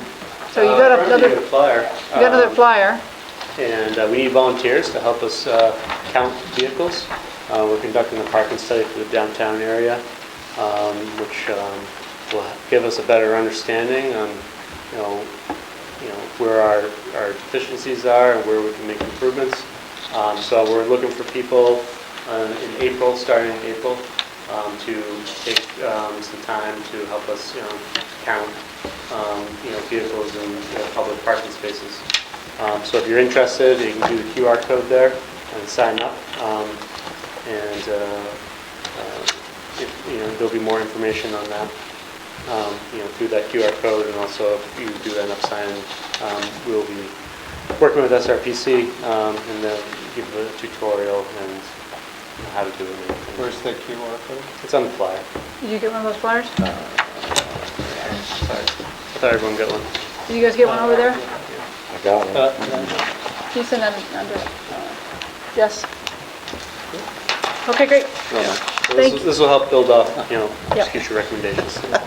And there is a website too, right, that people can go look at? The website for the master plan? Oh, yes, I think I mentioned that before. Yeah, if you go on the plan department's webpage, you'll find it says draft master plan, and there's a link I'll there. send it. You can And scan it. that'll send you to the online version of what it's going to be. So the housing chapter is already there, so you can kind of take a look at what it'll look like. Okay, cool, Thank you. great. All right, let's move along. So committee reports, thank you both, Kyle and Bart, on that. Thank you, guys. Yeah, Thank you very much. One more thing. yeah. Just really quickly, on the riverfront project, the planning commission has some funding set aside, in what our goal was to hire an engineer to help with 4 projects that the town had selected that were capital projects to move forward with specific costs and phasing for. And so those 4 projects were stormwater treatment or BMPs at Shanda Park, at the parking area, upgrading the existing boat launch at Shanda Park, addressing water quality and channel stabilization at Moonlight Brook, and shoreline stabilization at the existing Creighton Street pump station. We have found it difficult to find an engineering firm to do that work for what we have for a budget. And because this is grant funded, there's not a ton of wiggle room that we have. And so we've just put this back out and tried to pare down the scope as much as we can, but still get a deliverable that is going to be useful to the town. So we've been working with Lindsay Butler, and we've just sent this out, and hopefully we will get a firm or 2 that responds to this, so we can move forward with at least a couple of those projects. It may not be all 4. We'll have to wait and see what we get. But the original round, when we did this, the cost estimates were nowhere near what we had for funding. So hopefully this new request for quotes, it's due March 21st. So hopefully in next week or whatever it is, we will have some results and we can move a couple of those projects forward. So Just wanted to give a quick update on that. I think the lesson learned for us is that just engineering costs are just astronomical, and I think that we maybe didn't really have a good pulse of that. And so I think for future grant applications, we probably need to get a better understanding of what those costs are before we put it into a scope of work. Because I feel like we may have just promised a little bit too much in this grant, which is unfortunate, but again, we want to make sure that the town walks away with something of value in terms of those cost estimates and phasing that we were really hoping could be designed to really move those projects forward. Get them, whether or not they're in a capital improvements, I think one of them is, but help move those towards implementation. That was the goal, is to take 4 projects and help move them forward. So we'll have an update on that soon, but I guess just kind of fingers crossed to hope that we get some engineering firms that would be willing to take on the work. So we'll keep everybody posted. Thanks. Thanks. Yeah, Is there go ahead, Zach. I'm wondering if there's like an opportunity to engage UNH students and like faculty on that? That they have like capstone design projects or? It could be. I mean, I think that for a couple of these, we were hoping for like a licensed surveyor that would provide either some original designs or some cost estimates. I don't know if a student could do that or not. It's possible that they could take some of the information from the charrette and move it forward. That's something to kind of think about for the future. I think because we've used UNH students before, they've done a couple of capstone projects for the Planning Commission. They were great. They certainly needed a little bit of help, but I mean they were a great resource and not really a high cost either. So, Right. but definitely something to think about. Great. Thanks, Kyle. All right, let's move on to board reports, town council. Brian's not here. Planning board, you have any more updates, Jeff, that you want to share? I don't know if Bart would be able to better explain it. Our last meeting generally centered around the zoning effort. Do you want to just give an update on the zoning? Yeah, Situation. Mitchell properties, they went through boundary line adjustment at the last meeting, so that was successful. Thank you, Kyle. That's true. Thanks, Yeah, Kyle. sorry, I Thanks, forgot Kyle. about that. Yeah, okay. So that was great. That went through swimmingly. So that will be moving forward. So that's good. And then the last thing was the zoning. There was a big discussion on really breaking up the corridor into 3 sections. One's like north, middle, south, and having different dimensional requirements within there. So not to bore you with all that, but it's just kind of have a little more nuance within that new zoning district based on the existing built environment and what we want to see in others. So for instance, we want to be a little more gentle in the northern part, and then in the southern part, there's maybe some opportunities to have a little more density, or the dimensions be a little more greater, or more, I should say, liberal maybe. And then in the middle, we really want to make, they have some other constraints like parking. So maybe be a little more lenient on the parking standards there, and then, making sure that any type of redevelopment that was going to occur there kind of matches what's already there anyway. So again, just that. And then they're also having debate on commercial. Do we demand it on the first floor, or do we have to market? Decide, because no one understands commercial right now. So again, so a lot of good conversations. And I think we're moving forward. I think in the next month or two, we'll have a recommendation. The board will send to town council. I'm optimistic. And so we're meeting this Tuesday. So this is the February meeting because of voting day. We bumped it up to next Tuesday for our March meeting. So. Okay. Questions? I would say that we spent a lot of time at the north end of town struggling as to essentially what the street would look like, and to me it kind of worked around. To me the bigger changes, to me the bigger questions is where, if you do have to provide parking, or should you have it thinking of the north end of town being completely redeveloped, not like it looks now, but like it might look in 30 years or 50 years. And, if you want parking back behind buildings, between buildings in the street, right? And like how dense you want the or Front.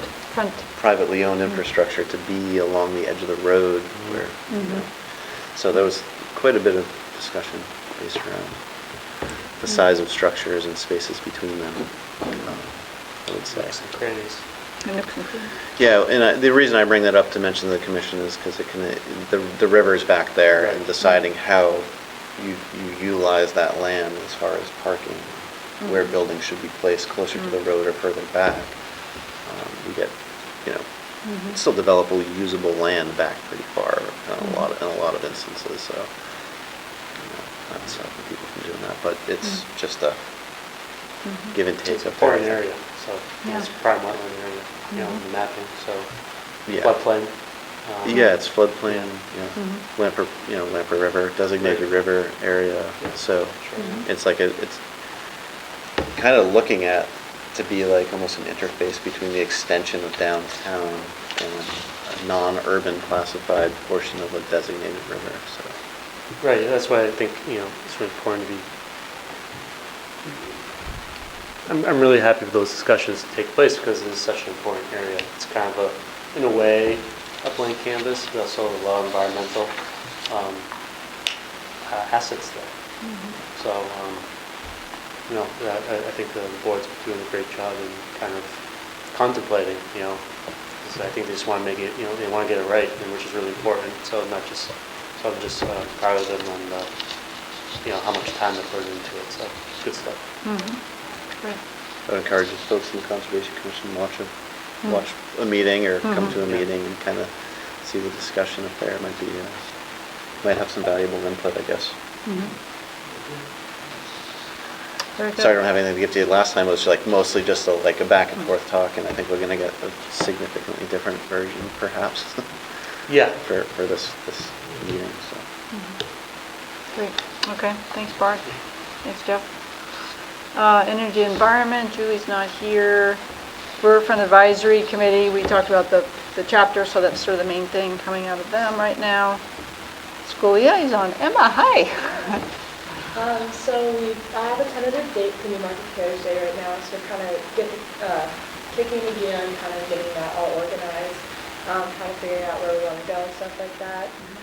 And then for my environmental club, we are setting up some seeds. So last year we started a new project and we're doing this inside seed sanctuary.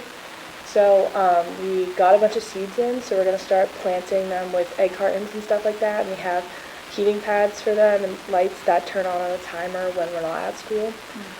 So we're just kind of trying to get that started right now because we're going to we have a bunch of vegetables and flowers and stuff like that we plan on selling for a Mother's Day fundraiser that we're doing. So once we get that started, they'll begin to grow. And then we're also planning a few roadside cleanups for the future in the spring when it gets a little bit warmer. Yeah. So what's the Newmarket Cares Day again, I think? Tentatively May 23rd?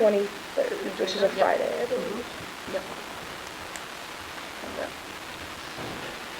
Great, and you got the flyers. Do you think you could put some of the TurtleFest flyers up at school? Definitely. We can do this some Yeah. more. Pass these over there. All right, just take a bunch. Awesome. All right. Any questions for Emma? No, Thank you, Emma. Any other updates?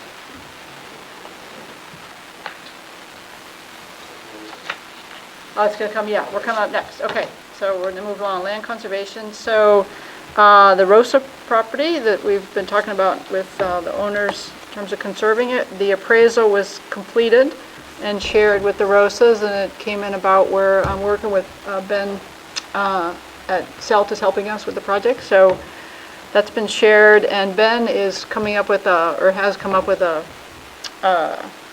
sort of a budget. So there's the acquisition, and then there's all sorts of project costs associated with that, survey, And then, okay, where would the funding come from?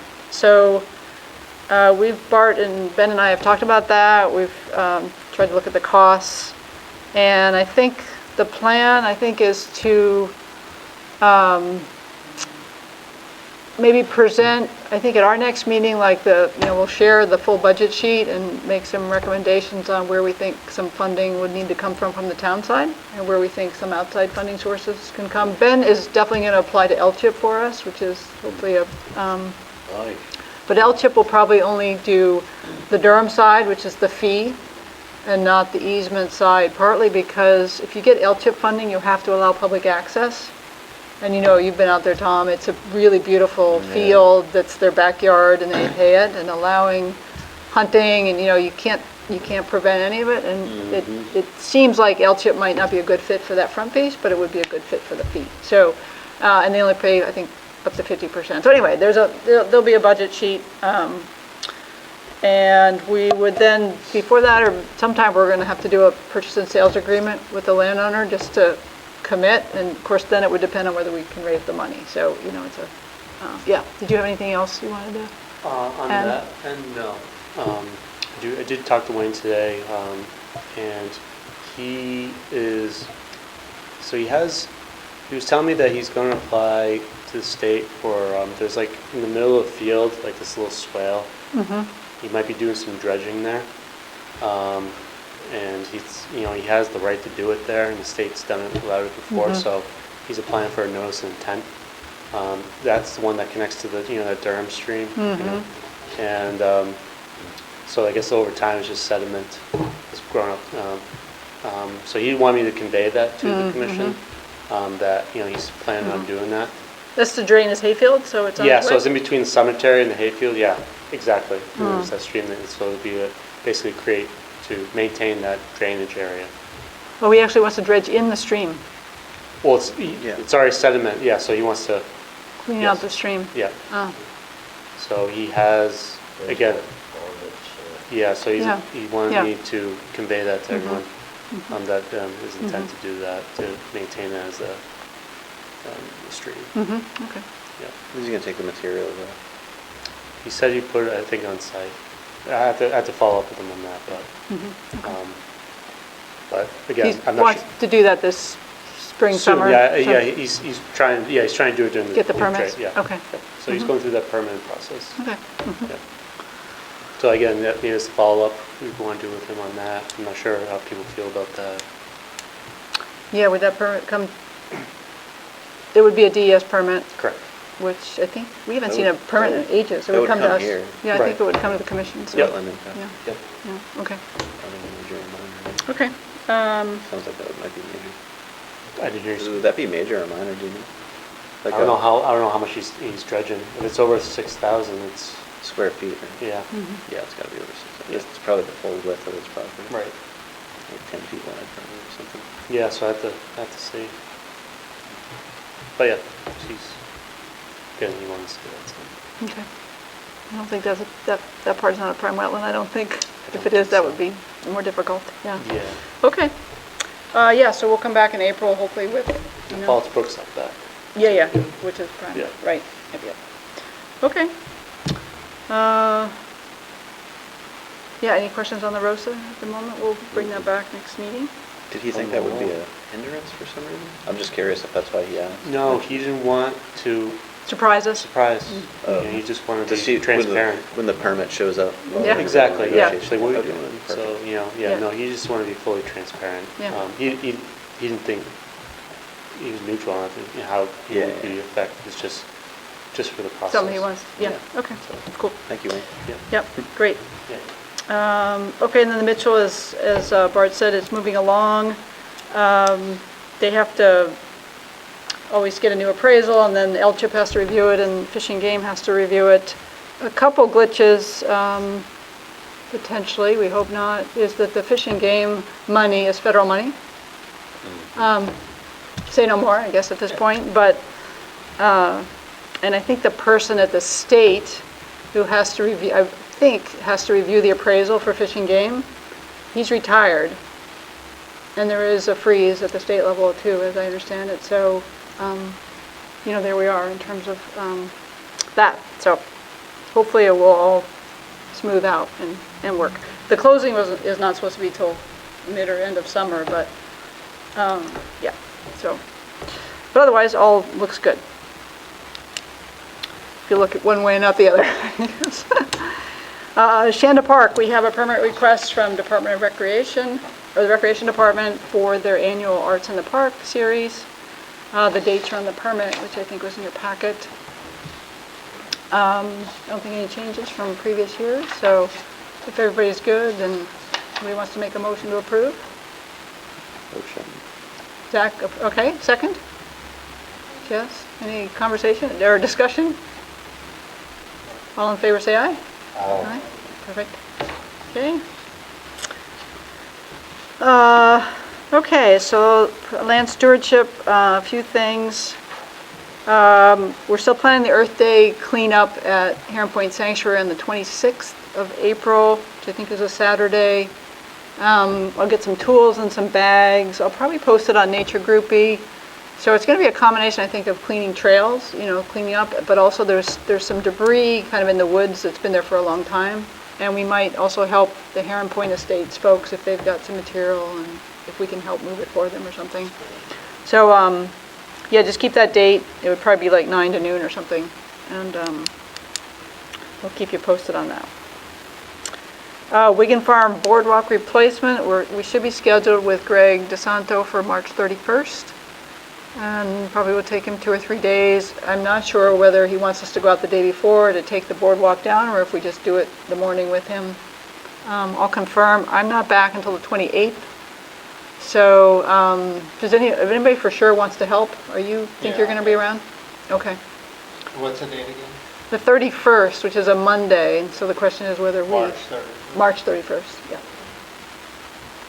I'll just keep you posted. We will want to, Chris isn't here, but hopefully she can put something on social media and we can let Tim know, because we'll have to close the trail for 2 or 3 days. So we'll put a notice out on that. When do you get back? 28th, Friday, so, yeah. I don't think I have any news on the Ash Swamp Road project. Let's talk about the UNH capstone. Do you want to share what we've been up to? Yeah, so this, I guess just like a reminder for everyone, this project is about mapping the vernal pools in Newmarket and identifying sites where there's going to be amphibian crossings in the spring when they migrate to vernal pools, so that volunteers can help them get across the road without getting hit by vehicles. This is a project that, there's an organization that manages this work in Keene, New Hampshire, so we basically have a group of UNH students adapting it for this area. And it's been going great so far. They're working on getting the maps for vernal pools. I think they have some preliminary maps where they've identified in town where those vernal pools are. They're going to be going out and doing some field testing to confirm that. And then once they know that, they'll know where these different crossing sites are. And then based on that, we can organize volunteers for the nights when the migration happens to help salamanders, frogs, toads get across the road. It's kind of a fun volunteer experience. They collect some citizen science data to understand like amphibian populations and use that for confirmation or conservation work. But yeah, it's been going great so far. We're going to use this first year as kind of like a pilot year, so they have an idea of where some pools are, and so with the group of UNH students and maybe like a small group of volunteers, we're going to go out and kind of like pilot it this year, and then hopefully next year and in future years we can have a bigger kind of organized volunteering effort around it. Are you guys, are you looking across the whole town or just specific areas for vernal pools, like just along, like close to roads, or like the entire town? They're mapping the whole town, but... we're doing a pilot between 108 and Bay Road and Durham Point Road, and so Newmarket to Durham, but, and we looked at, so they are working with Pete Steckler, we approved that money, so he's been giving them some guidance on GIS. He was trying to use a tool called a sync tool to see if there's ways, because the National Wetland Inventory maps do show up little polygons, which are probably vernal pools.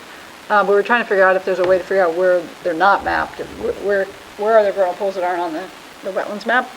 So it's not easy. Nobody's really perfected this as an automated process. So what I suggested is that they go along the Sweet Trail, and there are known vernal pools, and using the aerials and the LiDAR and the tools they're using in GIS to compare what they're seeing on the maps to what's in the field. So we're not doing town-wide. It's just not an easy thing. This is like a protocol, and the students have very limited time, so you Yeah, can't well, that's what I expect- was wondering. Yeah, No, yeah. I don't expect it. That's why I was like, wow, Yeah, that's yeah. a big No, project to go no, through the whole town of Newmarket. It's basically a learning process for them. Yeah. They're learning GIS. Yeah, that I'm sounds doing the great. vernal pool stuff. And then we were able to see that there's some clusters probably of vernal pools, and so that's where we're going to think the biggest maybe salamander crossings might be. And so we'll have them focus on that. So I think they're learning a lot, and I think it's going well. Yeah, they only have another month. Yeah, it in goes by April. quick. Yeah, We it goes by really overwhelmed them quick. at the start when everything we want them to do. But Yeah. the whole point of this is that this will be kind of year one, and they're doing what they can this first year, but also scoping like what else could be done by future student teams to continue to expand the work. Yeah, I thought we might apply to, I think I asked told you last time to apply to prep again for having like Pete do the whole town, but I realized, we're still finishing up Mark's work. I don't have time, so it's not gonna happen this year. And we need to really see what the students come up with and give ourselves some time to play around with that data. Yeah, I've always wondered why, we focus so much, we don't really focus on vernal pools No. enough. No, they're really You know, important. so- They're incredibly important. Yeah. In So- town, it could be something, I was wondering if it was like, oh, well, we can maybe use their data to kind of start thinking about it, or Well, I it'll think we raise can. I awareness think we'll be able to, anyway. I don't know if they'll be able to do a presentation. They're probably gonna run out of time, but we could present their stuff for Yeah. them, at one of our meetings in May or Yeah, June. yeah. No, the idea is to get also the public really excited, Right. both in helping and also about vernal pools and how important they are. So that's the idea. All right, so I did send an email forward that we got from, I think it came into Rick Malasky, about somebody new to town who'd been really enjoying Piscasset River Loisel Conservation Area, but they were running into people with dogs off leash. They were running up to them, and they said there was a lot of dog waste on the trails. And actually, I think that in the email there was a sign that she had found on some other property, which actually seemed like a kind of a neat sign. It basically said, don't let your dog run up to other people. It's not a nice thing to do. So I don't know what people think about. Do you think we need some additional signage? Have you been out on those trails very much? Piscasset River Loisel? I haven't for a while. Yeah. But I know, Yeah, there's a mix of people Yeah. leaving dogs Yeah. off leash, but is that, I always bring up the town RSA and the certain parcels that are I know. designated for off-leash dog usage. And that's not, you can certainly always ask people to keep their dogs on leash on Yeah. a piece of property probably that has a. well, it's a good off-leash point, because one of the regulation. things that we had put in our open space plan implementation was to review some of the RSAs related to open space, and so maybe we should just start with the dog one, because there is not an RSA, but a town code. The town code, yeah. Right, that Just lists some parcels. properties where you can have your dog off leash and some where you can't, and that's something that the previous council, whenever they did that, Patrick they, Loisel. It's been like, I can't recall. I think we have to- I think that one is off leash. we'll put that on our thing to look at next meeting. Yeah. And I'm pretty sure Lizelle is off leash. Yeah. The other, Wigan is, too. Audubon. Is on leash, right? Yeah, Also Wait, is okay, Wigan. Audubon's, there's a sign Audubon's where on there's- leash. yeah. That's tough to, maybe there should be a sign at the trail crossing. There is one at, we say, there's a sign pretty close that says you have to have your dog on leash on Audubon property. Within our property, within the town. On our property, yeah. Okay, yeah, I haven't, for some reason I haven't noticed it. So when you cross over the stone wall, leash your dog. Yeah, good, yeah. But it's also, I'm a dog, it's difficult, because people shouldn't let their dogs run up to other people. 'Cause some Well, people don't like there's More dogs. and more dogs. Yeah. I like dogs, yeah. Especially with the one we have, which is a 135-pound Newfoundland Yeah, puppy. there you go. Yeah. The sign was It's very pretty difficult. effective when people yell, no, my dog's fine. Yeah. No, he's not. No, I thought the sign was kind of good, but, all right, well, let's put that to review the dog, we'll review the dog resolution next meeting. And I don't, we used to talk about it a fair amount in the commission, and Yeah, We never went as far as to approach the town to ask them to modify the town ordinances, though. I don't know, because there was at the time that we talked about it a lot, there was a lot of people that were very pro-hunting, and the town's preserving properties, and hunting's allowed on them. Like, some of them, you can't restrict certain things.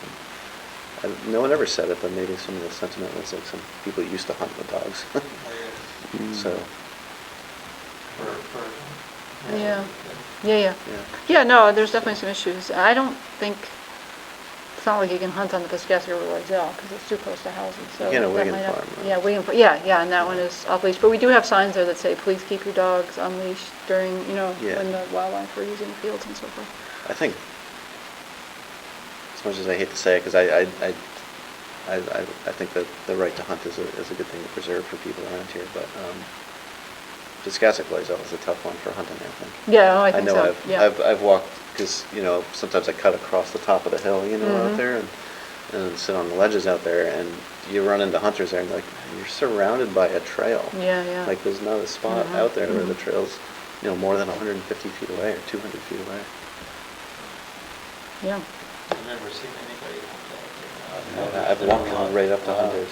Oh, Yeah, like right up, because they're in camo, like Right. leaned against a tree, and I'm like, what's that black stripe? Oh, that's a gun barrel. Well, the whole Falls Brook, But they're because very nice. Nobody was Audubon, offended, the they were Audubon very nice piece, people. we both saw like 5 tree stands on the Audubon Smith Sisters. There's a very heavily hunted Falls Brook out there, so. Somebody put a tree stand at one point in the corner at Piscataqua Lizelle.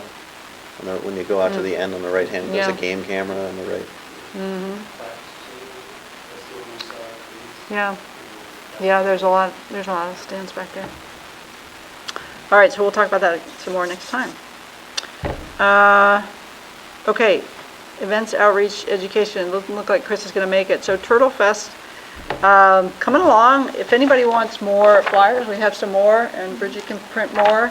We have these wonderful, I want to just thank was really successful with the local business sponsors, so West Environmental, Mark West, 2 surveys, Boudreaux Land Surveying and Stake and Stones Land Surveying, 7 Rivers Enrichment. They also do the 7 Rivers paddling, but their other part of their business is 7 Rivers Enrichment. Mighty Roots is a local green building company. The Stone Church, of course, is hosting the music, and Wright Pierce is working with Lindsay on the Ash Swamp Road design work there, and Streamworks is the UNH folks who do sort of the wetland aquatic piece of that. So thank you to those local business sponsors. And then you want to tell them what you're doing with the restaurants and how that's coming? Yeah, so we are reaching out to all the local restaurants downtown to see if they would be open to engaging in the event by offering 15% off for folks to go get lunch downtown, because there's a free block there, lunch or dinner downtown. So we kind of divided up, Colin and I, a list of restaurants, and I bopped around the other day and talked with a few folks that were open, and Johnny Boston's and Riverworks both confirmed, so big thank you to them. And yeah, hopefully we'll hear back from some of the other places downtown. The plan is we'll kind of print out a card with the logos of the participating restaurants and then hand it out to folks that come to TurtleFest, and then they can use that to go downtown and get 15% off eating somewhere local. So we didn't talk about a deadline for that, but I think we need to have some sort of rough deadline Right, to yeah. get people to respond and say, we're looking to get everybody signed up before, what do we want to say? Yeah. I guess, yeah, When are we going to print? What do you think, by first week of April, second week of April, or that'd be a month out? Yeah, maybe a month out. So April 5th, something like that? Let's say April 5th, we'll shoot for that Yeah. and have some flexibility maybe. Yeah, that sounds good. Does anybody want some more? We have a few more flyers here. Does anybody have any place? You want to send them out? Yeah, I'll maybe? take a couple. Yeah. So a couple of things. So remember, we did talk about, Chris has all the costs for the shirts. I think she's looking at 2 or 3 sizes for youth and 5 sizes, I think, for adults. And they're ready to go in terms of pre-printing the shirts. And so she suggested, she's got some numbers and how many for each size. They look fine to me, but So $1,600 will get us a chunk of those different sizes.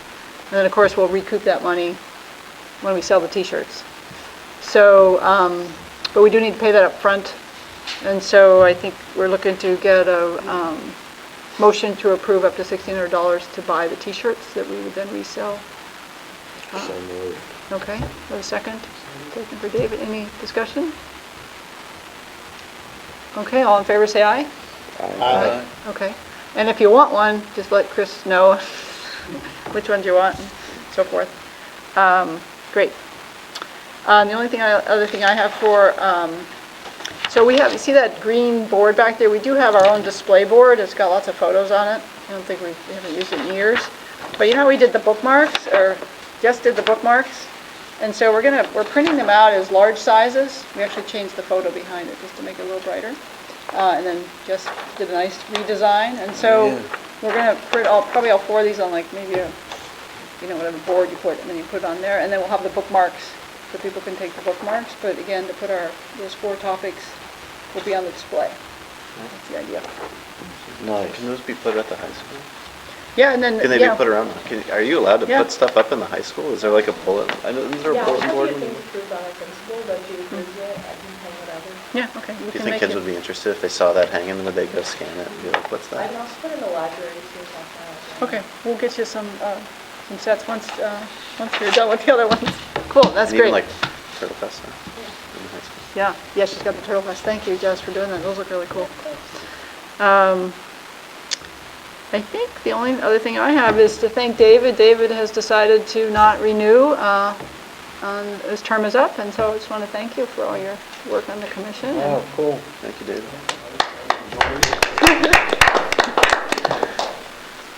Yeah, and you're still going to be around, right? So you'll be able to help with Yeah. volunteer? More than happy with volunteers, hopefully. So I think you noticed from last summer, I was probably gone most of the meetings because we were up in Maine. So that probably will happen again this year. Yeah. Come around and more than happy to help out. Great. And, Yeah. Thanks for your time. It's really appreciated. I know there was some communication about solar panels. Do we want to talk about that at a future meeting, solar panel project? I think we should, Yeah. So town council has a proposal in front of them that would authorize a certain amount of money to explore an idea solar opportunities at the Sewell well site. So there's no plan in place. It's just what was in there is kind of like a preliminary. So they're going to explore more options, what that look like. So there's going to be an outreach component of that. So really, it's just allow the town to work with revision to come up with different scenarios, and then based on feedback from the community, financial models and whatnot, and then we'll come up with something. So it's something that they're going to develop, and then town council will review. So there's nothing there right now that's set in stone, put it that way. So Sewell, just for everybody, Sewell's out on 152, Yeah. out toward Lee Hook Road, right before Correct. Lee Hook Road, right? Before. Actually across from where David lives. Yeah, Yeah. so there's, again, town council at their next meeting will be the second reading of that. Okay. And, so we'll see where it goes from there. So this is will be a whole ground-based solar array. That's the Yes. potential idea. Yeah. Okay. Is there any concern on that, or there is, it's kind of like on a water plane, there's one of the wells, a sewer well right there. Yep. And having that almost completely surrounded, from what I understand, it's like 1,100 or panels or something. So there's no panel, there's no set panels right now. That was just a conceptual potential that they could potentially pursue or not. So they were just wanting to give town council something to look at, basically. The panel count isn't set. So, but, it could be something like that, but we don't know at this point. Again, this is just a exploratory, so allowed to continue to use funds to develop a plan. So no plans in place right now. I know a lot, and there's a lot of conversations, and I know Revision works on some where there's, like a pollinator meadow underneath Yeah. solar arrays, so hopefully they're thinking about those sorts of things if they're looking at designs. I believe the one in the one on, what do you call it, road in Durham? Tiger's Falls. By the pit, in the old pit. That's, that is in a groundwater recharge Yeah. location. Spruce Hole. Yeah, and it's also where they get drinking water. Right. Yeah. Either from under or directly adjacent to the at the time it was the largest solar farm in the state when they first installed it. So, yeah, I was kind of wondering if there's like a leaching issue off of panels, or if they crack, if there's a leaching issue that could get in the groundwater, but clearly in Durham, they must have hopefully explored that, and so there might be some, I'm sure they did, some interesting Yeah. stuff. But It was a always- while ago. yeah. Yeah. It's good to bring up these issues, though. It's good. Anything else? Okay, motion to adjourn? Motion. Cool. Second? David? All in favor, say aye. Adjourned your last meeting. Thank you, everybody.